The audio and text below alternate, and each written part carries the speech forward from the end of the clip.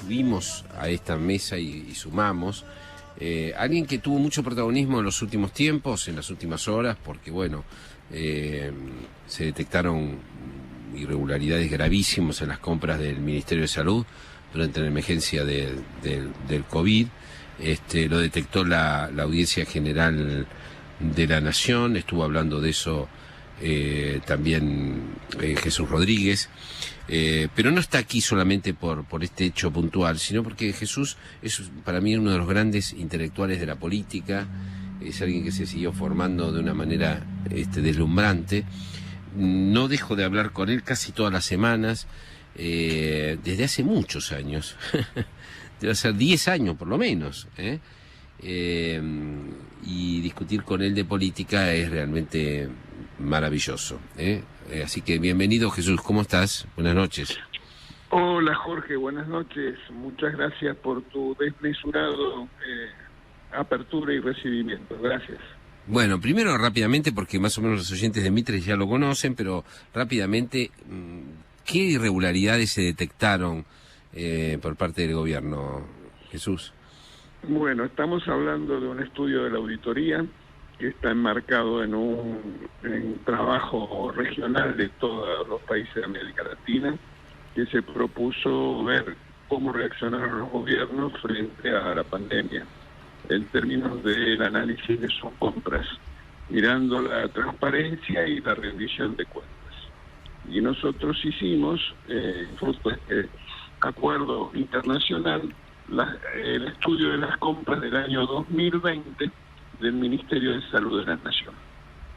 Ahí, a valores de hoy, ese año se gastaron alrededor de, en insumos, aparte de las vacunas, en insumos alrededor de 16.000 millones de pesos. Y los hallazgos tienen que ver con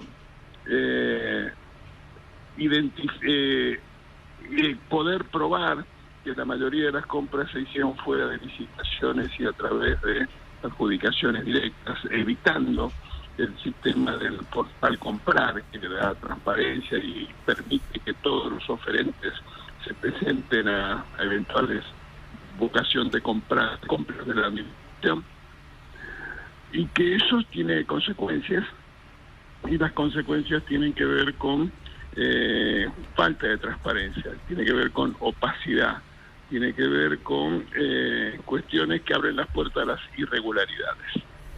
Si vos me preguntaras, si me pidieras un par de ejemplos, yo te diría que por caso hubo circunstancias en las cuales se compraron insumos que no estaban reconocidos como válidos por la Administración Nacional de Medicamentos, ANMAT. Y otro caso también muy llamativo es una compra que se hizo a un proveedor, también a través de estos mecanismos de compra directa, evitando la licitación, y resulta que el vendedor era una sociedad anónima, y esa sociedad anónima tenía un titular, y ese titular era funcionario del ministerio. Por supuesto, todas estas cosas están probadas, demostradas, argumentadas, documentadas, y al mismo tiempo, como corresponde a una buena práctica de auditoría, los hallazgos fueron remitidos al ministerio para que ejerciera su descargo, y a pesar de las respuestas, se mantuvieron las observaciones. La conclusión es un dictamen que es aprobado por unanimidad en el Colegio de Auditores Generales, y ya está en manos del Congreso, de la Jefatura de Gabinete, del Ministerio, y por cierto también disponible en nuestra página web. Impresionante, impresionante. Bueno, truchadas. Pero bueno, Jesús, lo primero que te quiero preguntar, más allá de este hecho puntual, es si tuvieras que resumir lo que pasó en este año político, que hemos hablado tanto, ¿no? ¿Por dónde empezarías?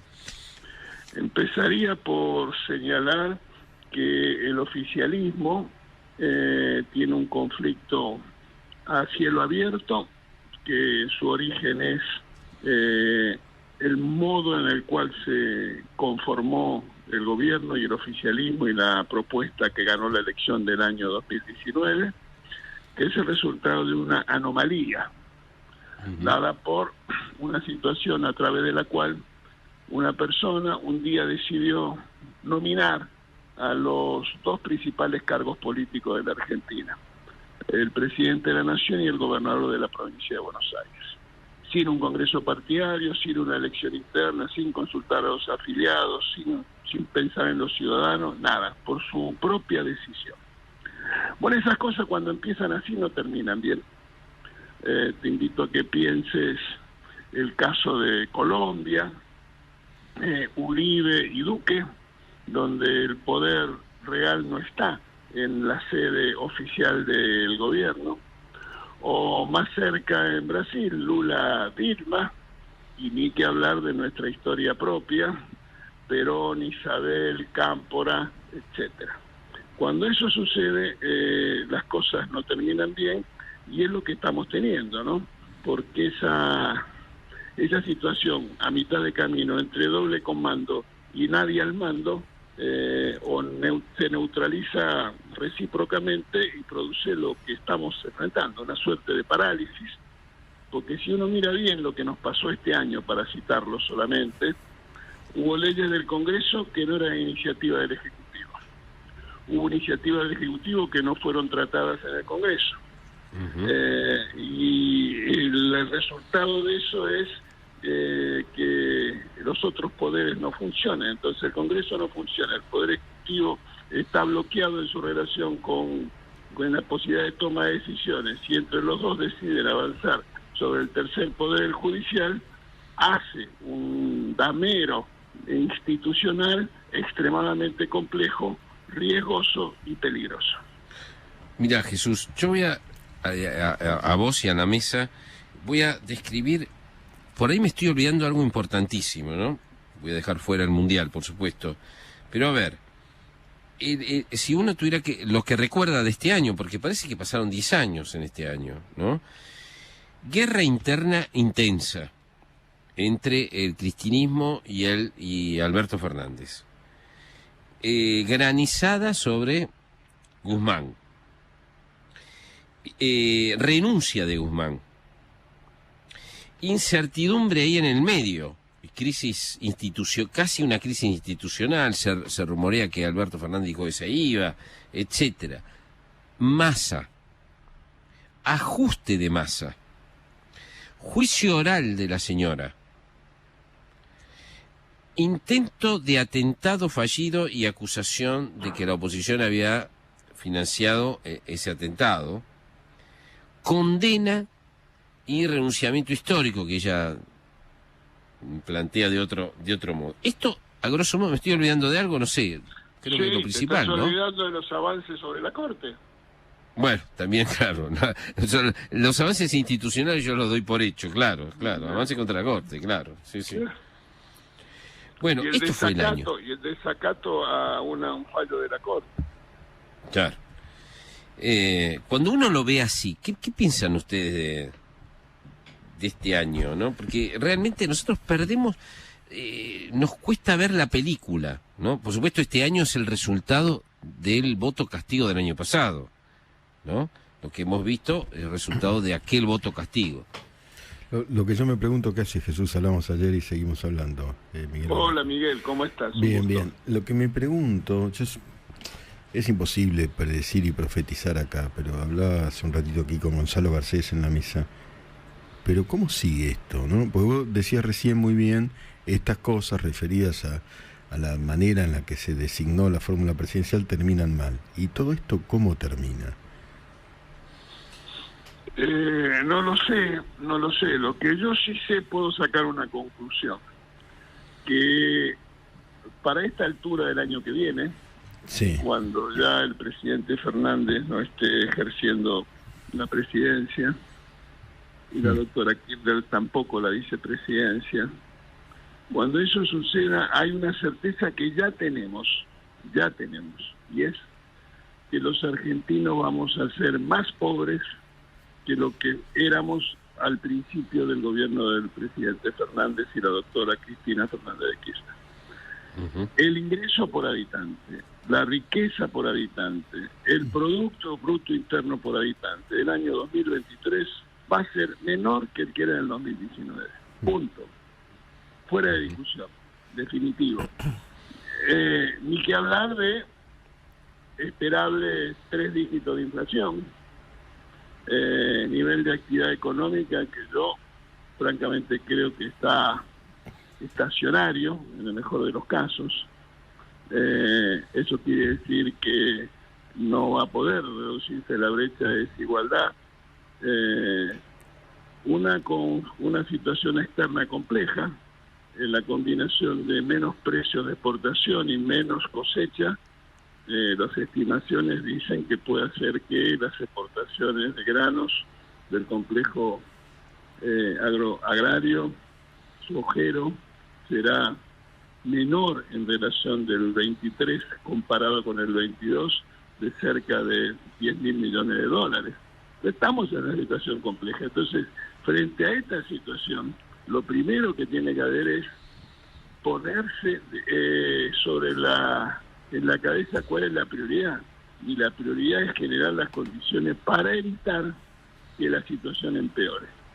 Y cuando uno se plantea esos objetivos, se pregunta si estas acciones de juicio político a la Corte, negativa a aceptar los fallos de la Corte, actitudes de compadritos, de dirigentes políticos, los malos de la cuadra, no son el camino para avanzar y evitar que la situación empeore. Uh-huh. La pregunta que uno se hace, Jesús, es: al final el gobierno se salió con la suya. Es decir, el plan era adormecer a todo el mundo con el Mundial, llegar a tratar de acordar con los piqueteros para que no haya problemas, repartir mucha plata abajo para que sobreviva, que el clima de frustración de las fiestas no produjera ningún sobresalto callejero, y ahora puesto a pasar el verano y ya entrar en la campaña directamente estoy hablando de el plan así precario, pero plan al fin del gobierno, digamos, ¿no? Se salió un poco con la suya, es decir, la catarsis que tenía para hacer el pueblo argentino la hizo dentro de un formato de alegría por el Mundial, ¿no? Ahí vimos, digamos, cosas negativas en esos festejos, pero bueno, también fueron minoritarias, es cierto. Hubo hasta saqueos de cosas públicas dentro del formato de la alegría. Pero, a ver, centralmente el gobierno se sale con la suya, es decir, tuvo una Navidad en paz y llega, a pesar de que hay un 50% de pobreza real, a pesar de que hay un 100% de inflación real en la Argentina, va zafando, digamos, ¿no? Pero, Jorge, eso es si el interés del gobierno es defenderse a sí mismo de una catástrofe. Yo creo que el objetivo del gobierno debiera ser tratar de mejorar las condiciones de vida de los argentinos, atender cómo hacemos para que pueda haber un futuro esperanzador en la Argentina. Entonces, no es la salvación del gobierno lo que uno debiera esperar. Lo que uno debiera esperar es que el interés del oficialismo esté puesto en mejorar las condiciones de vida de los argentinos, me parece. Uh-huh. Acá te va a hablar Gonzalo Garcés. ¿Cómo estás, Jesús? Buenas noches, Gonzalo. Te hablo. Hola, buenas noches. ¿Qué tal? ¿Cómo estás? ¿Qué tal? Un gusto. Yo te quería preguntar por otro de los momentos de este año, bastante reciente, porque a comienzos de diciembre estuvo la Auditoría General de la Nación en las noticias, porque se supo que la mayoría que tiene el oficialismo en la auditoría declaró reservado el informe sobre la compra de vacunas COVID, sobre las contrataciones de Pfizer, de la vacuna rusa, etcétera. Y esto causó cierto estupor, creo, en la gente que todo lo que rodeó la compra de vacunas fue, para decirlo suavemente, dudoso y turbio, o al menos esta fue la percepción del país. Entonces, creo que algunos esperaban que la auditoría pudiera elaborar un informe y sacar a la luz lo que había pasado. Y fue bastante choqueante saber que que no lo íbamos a saber, que porque se impuso el secreto sobre la compra de vacunas. ¿Qué pensás vos al respecto? Bueno, primero vamos a situar el tema. Estamos hablando de compras por 1.700 millones de dólares aproximadamente. Una cifra realmente muy relevante por más de 140 millones de dosis de vacunas que la nación argentina compró. Y en una decisión arbitraria, injustificada y absolutamente perjudicial, la mayoría de la AGN decidió que el estudio que había hecho la AGN sobre los contratos de vacunas no fuera público, a contramano de otras experiencias de América Latina. Y déjame decirte, yo puedo entender y además acompañaría una situación de esa si me dijeran, mire, no se puede saber cuáles son los componentes, el secreto científico de la vacuna, y es razonable que así sea. Pero de ahí a que sea secreto hasta la fecha de los contratos de suscripción de los mismos es inadmisible.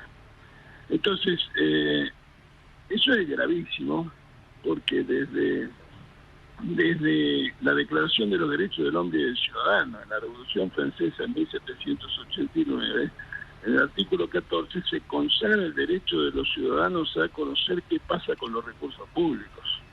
Y para decirlo de una sola vez, el destacadísimo cientista político italiano Norberto Bobbio habla de que la transparencia es una de las principales promesas de la democracia. Entonces, cuando uno junta el secreto en el impuesto por la mayoría frente al estudio de la AGN sobre las vacunas y las cuestiones de las compras públicas en el Ministerio de Salud ahora que estudió la AGN, y recordemos, en el año 2020 fueron desplazados destacadísimos funcionarios del Ministerio de Desarrollo Social por irregularidades en las compras, que se pagaban los alimentos más caros que lo que salía en el supermercado. Entonces uno termina de entender lo que me parece a esta altura está fuera de discusión, y es la pésima gestión oficial de la pandemia. Pésima, de donde lo mire. Porque déjame decirte, Gonzalo, algunos números para evitar que esto sea una opinión, un parecer, una intuición. Números definitivos. La Argentina integra el lote de 12 países, en los casi 200 que hay en el mundo, 12 países donde se verifica el mayor número de fallecidos por habitante en términos comparables. Segundo, la caída de la actividad económica del año 2020 en la Argentina fue 3 veces el promedio mundial. Tuvimos récord de aislamiento y de confinamiento, 242 días. Tuvimos el incremento de pobreza más importante de todos los países de América Latina. El incremento de la pobreza en el año 2020 en nuestro país triplicó el promedio de los 18 países de América Latina. La calidad institucional, fuimos segundos en un estudio de 140 países realizado por universidades internacionales después de Sri Lanka. No hay por dónde decir que esto funcionó bien. Y entonces uno se debe preguntarse, bueno, ¿pero por qué fue esto? ¿Por perversión? No. ¿Por ganas de molestar a la gente? No. Entonces yo tengo una interpretación que la leía un destacadísimo filósofo español, se llama Daniel Innerarity, que habla de los déficits que tienen los populismos para administrar crisis, emergencias y pandemias, en este caso. ¿Por qué? En primer lugar, porque descreen del saber experto. Aquí, acordemos, no nos hablaban del tecito para atender el problema de la pandemia y del COVID. No confían en las buenas prácticas internacionales. Acordémonos en este caso de aquellas conferencias de prensa de los domingos por la tarde, donde las filminas nos hacían pelear todos los días con un país distinto. Y tampoco creen en los gobiernos cooperativos, en la posibilidad de asociación entre los actores políticos. Más bien pretenden regimentar las sociedades del poder. la transferencia de recursos de la ciudad a la provincia de Buenos Aires en manos militares, por el caso. Y eso le pasó a los gobiernos populistas independientemente de la pretendida, de cómo se autoperciben ideológicamente. Eso le pasó a Trump, le pasó al Bolsonaro y le pasó al gobierno de Fernández y de Kirchner en Argentina. Son los problemas del populismo, que tienen estas consecuencias dramáticas. Devastador, es lo que sí, dice. devastador. Te regreso brevemente a la política pura y dura, porque mientras hablabas me enviaban amigos periodistas algunas declaraciones del presidente, ¿no? Te voy a unir dos declaraciones. Una me la envía Diego Cabot, ¿no? La acaba de tuitear. Dijo el presidente Jesús: la decadencia que vivimos es consecuencia de cambiemos en el poder y de cambiemos en la oposición. La decadencia que vivimos es consecuencia de cambiemos en el poder y de cambiemos en la oposición. Y la segunda es: la Corte no me puede decir que le pague a la ciudad. Es decir, el presidente no acepta a la oposición y no acepta a la Corte Suprema de Justicia. Ninguno de los dos roles. Bueno, vos sabés que hay, si no lo leíste te recomiendo, creo que alguna vez hablamos de esto, un libro de Levitsky y Ziblatt, que son dos académicos que creo que el libro se llama ¿Cómo mueren las democracias? ¿Cómo mueren las democracias, Jesús? Justamente en la media hora siguiente voy a hablar del mismo. Yo lo entrevisté a Levitsky. Es formidable. Bueno, es formidable. Sí, pero el comentario, la referencia que me hace Jorge me lleva a eso, que es desconocer al otro, dar una categoría moral a las propias acciones y descalificar por inmoral las opiniones de los otros, por un lado, y por otro lado socavar el funcionamiento de las instituciones, desconocerlas. Es eso, me parece que es un excelente ejemplo de eso que recuerdo del libro de Levitsky y Ziblatt, me parece. Así es. Bueno, sorprende, ¿no? Sorprende que Alberto Fernández, no sorprende de Cristina Kirchner, qué sé yo, no sorprende de Kicillof, pero sorprende que Alberto Fernández diga que todo el problema de la Argentina es cambiemos cuando estuvo en el poder y cambiemos ahora que está en la oposición. O sea, el problema es la oposición, ¿se entiende? Efectivamente. La Argentina está bárbaro, el problema es la oposición. Y en segundo lugar, está todo bien, pero la Corte no puede decir que algo es constitucional o no es constitucional. No, ¿y para qué está la Corte? Es decir, si tenemos que realmente discutir cosas tan básicas en la Argentina, ¿no? Bueno, pero esto, sí. Eso es decir, tratemos de recordar. ¿Vos te acordás? Todavía la doctora Kirchner no había nominado al doctor Fernández como candidato. Hubo un acto en la cancha de Ferro, donde había algunos intelectuales y gente de pensamiento en el mini estadio de Ferro. Y entonces ahí por primera vez yo escuché la crítica fulminante de la doctora Kirchner a la división de poderes, porque era algo que era de más de 200 años y entonces eso era como... Imagínense, hizo la siguiente metáfora, tener que ir al dentista con la tecnología de hace 200 años. Descalificó la división de poder, descalificó. Entonces, a mí me parece que eso esconde un razonamiento, no esconde, lo visibiliza, que es el concebir la democracia como de un solo poder, donde si yo gané por un voto, entonces hago lo que quiero. Eso contraría el sistema político que uno concibe asentado en tres pilares. El primero, la democracia, inevitablemente. Elecciones libres, la única fuente de soberanía legítima es la votación, la soberanía popular, elecciones verificables. Un segundo pilar, de naturaleza liberal, los derechos de los ciudadanos, de todos, especialmente de las minorías. Y un tercer pilar que es republicano, que es la división de los poderes, que es la independencia de los poderes, que es el control recíproco, que es la rendición de cuentas. Y eso, visión democracia, república y liberalismo, que es lo que hace a los países grandes, occidentales por supuesto. Democracia, república y liberalismo son los tres pilares que hacen posible que el sistema político provea las certidumbres para que el funcionamiento del capitalismo sea exitoso. Muy impresionante que tengamos que discutir estas cosas en la Argentina, así nos va. Bueno, Jesús, muchas gracias por plegarte a esta tertulia. Feliz año, lo mejor para vos, que sos una de las grandes mentes de la política y un gran amigo. Te mando un abrazo muy fuerte. Gracias, Jorge, muchísimas gracias, buen año, Miguel, abrazo, buen año, abrazo. Gonzalo, que esperemos que el año que viene sea con un poquitito mejor, yo me conformo. Mirá. Sí, la verdad que sí. Vamos a dejar este momento de tristeza y de pesadumbre y que sea un año de esperanza el próximo. Bueno, abrazo y buen año, Jesús. Un abrazo Adiós, muy grande. buen día. Chau, chau, Vamos a hasta luego. Mitre Informa primero y volvemos. Dale.